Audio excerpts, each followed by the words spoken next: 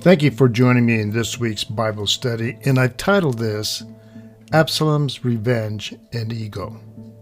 What does the Bible say about Absalom's hair? It's funny how they make a big story out of that in the Bible, but there's something to do with his pride. If we take a look at 2 Samuel chapter 14, verse 25 through 27, here's what it says.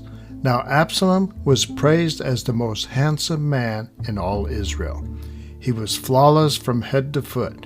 He cut his hair only once a year, and then only because it was so heavy, when he weighed it out, it became 5 pounds. He had 3 sons and 1 daughter. His daughter's name was Tamar, and she was very beautiful. The story of Absalom's rebellion against his father, King David, is told in the second book of Samuel, chapters 14 through chapter 18.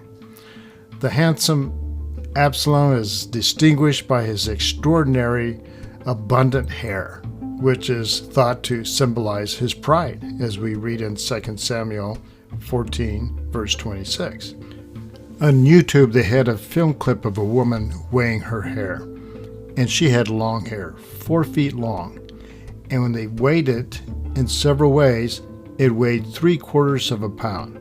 Now, can you imagine how much hair Absalom must have had to weigh 5 pounds? Then there was the battle between Absalom and David's men.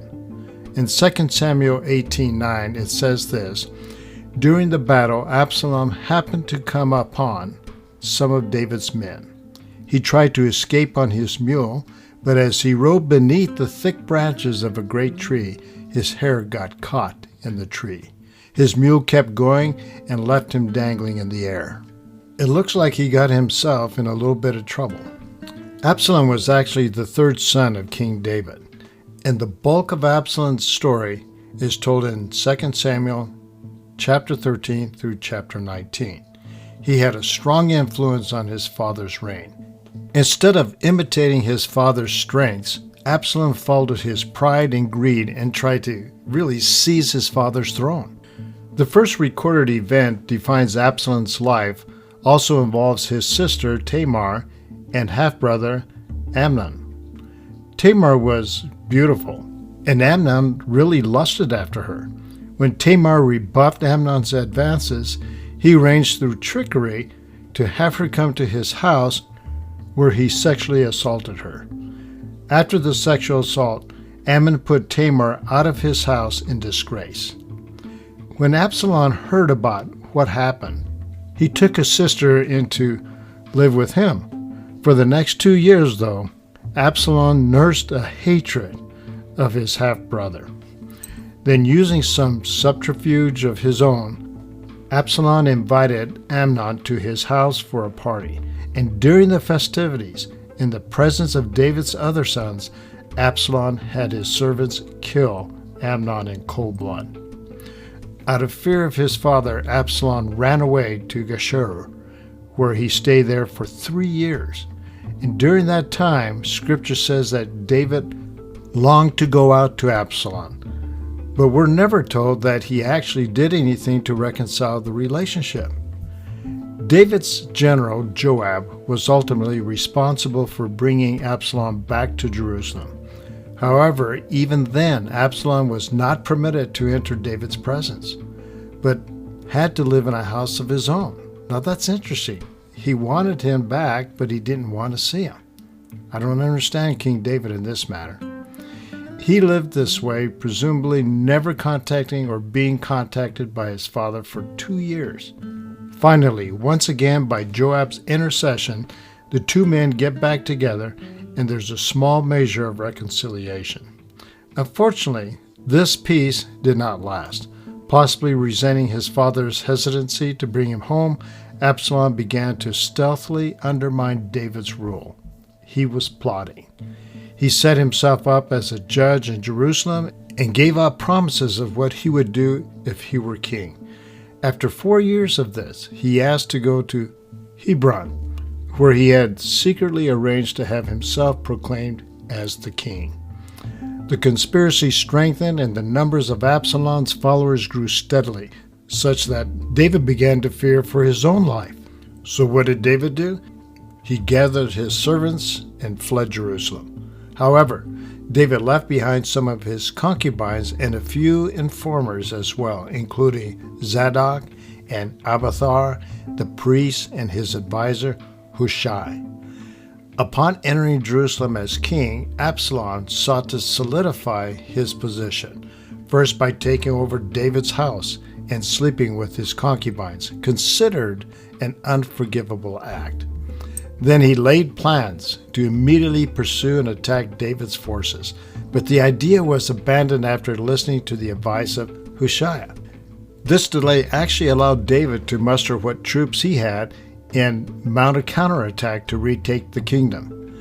David himself did not take part in the counterattack, having been persuaded by his generals to remain behind. He did give explicit instructions to the generals to deal gently with Absalom in spite of his treason. Scripture makes the point that all the troops heard David's orders and concerning Absalom. However, the orders were disobeyed. As Absalom was riding under some trees, his long hair became entangled in the branches and he was unhorsed. Joab found Absalom suspended in midair and killed him there. Consequently, the rebellion was quelled, and David's return to Jerusalem as king. David mourned deeply over his son, so much that it affected the morale of the entire army. David was in deep distress, and David realizing probably his own sins that he had committed and felt like he was probably being punished. His grief was so great that their victory seemed hollow to them, and they returned to the capital in shame rather than in triumph. It was not until he was rebuked by Joab that David was restored to a measure of kingly behavior. Now, much has been said about David's neglect of Absalom in this sad incident. I really think it's possible that the parental responsibility is a lesson we can take from this episode, but Scripture does not expressly teach it here. We do know that David did nothing about Amnon's rape of Tamar, although he knew about it.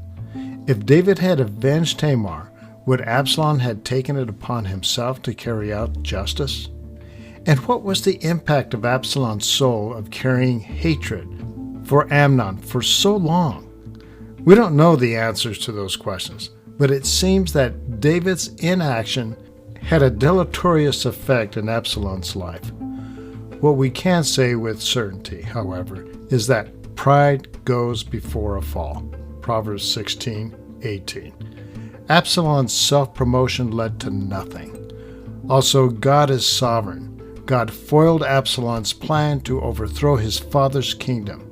Take a look at 2 Samuel 17, verse 14. All events are settled in eternity, and nothing, not even the Absaloms of the world, can thwart the power of God to do as he pleases in history.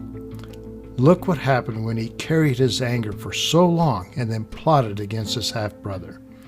And look what happened when David chose not to discipline him or deal with the situation. We can't ignore issues. We have to face the problems, and we have to be able to confess them and deal with them and change our life. You saw in this story that Absalom and David both had kind of a cluttered life, things that had not been straightened out or cleared up. I like this quote. It says, if a cluttered desk is a sign of cluttered mind, what does an empty desk indicate? Lou Holtz used to be the Notre Dame's football coach, had a standard answer when asked about job security. He said this, I have a lifetime contract. That means I can't be fired during the third quarter if we're ahead and moving the ball. Think about that. We've got to keep moving the ball forward. We have got to keep going forward with what Christ has for us. We can learn from this biblical story, especially about Absalom. Don't let your ego get in the way. Think of it as an acronym, EGO, meaning edge God out. And I think that's what happened here with Absalom. You have a blessed day.